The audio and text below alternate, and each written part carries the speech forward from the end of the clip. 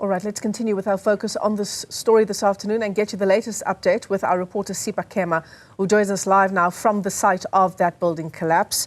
Sipha, the numbers that we have, a total of 39 people still unaccounted for at this stage. Has anything changed where you are? Well, nothing has changed, Michelle. Still 39 people unaccounted for.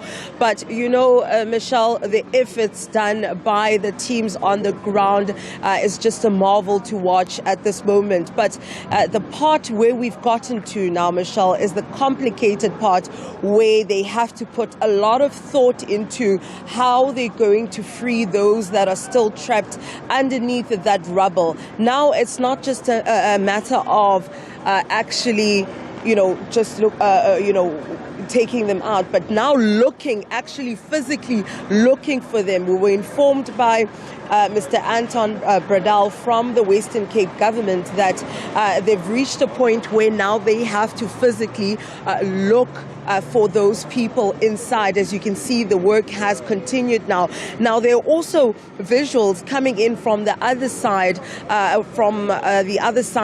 where they are currently working and drilling. And what's happening there is that they've only allowed cameras because of space to be on the other side where they heard sounds and actually were able to confirm that there are people on that end where they're working at right now.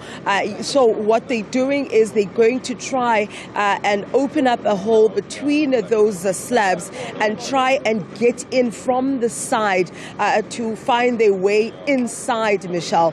Not just only looking exactly at the spot where the people are, but now they're trying to penetrate inside those slabs and those bricks, and they've started removing the bricks on the side so that they're able to actually make their way inside and then start physically looking for any other survivors, the 39 survivors from inside the rubble or underneath the rubble that is. Now, also where they're currently working now, where you're seeing one of the holes there, it's actually one of the points where they were able to confirm that there were more survivors trapped underneath there.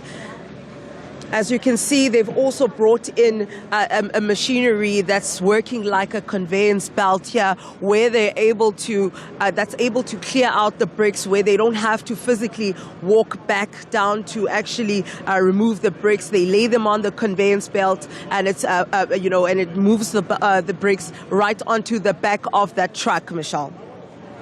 And I imagine, Sipha, that, as we watch the clock, we're all counting down those 72 hours.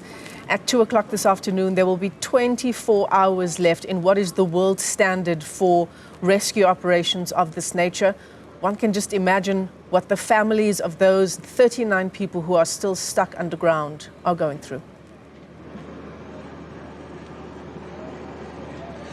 Absolutely, Michelle. I mean, just from yesterday when we had started with the countdown, when we marked the 24 hours, you could already see and feel the panic amongst the family members because they were all eagerly waiting for their loved ones to get rescued. But it seems as though, later on in the night, there was a bit of relief when they had started to retrieve quite a few number of people. I mean, just from 6 o'clock in the evening, all the way to 2 a.m., they were able to retrieve a total of 5 survivors from underneath the rubble. That gave some of those family members somewhat hope, but yet we are yet to get, to retrieve or witness one of those retrievals today. And I think that is also something that's causing panic amongst the families. But the families right now are actually in the hole, and they have actually put up fencing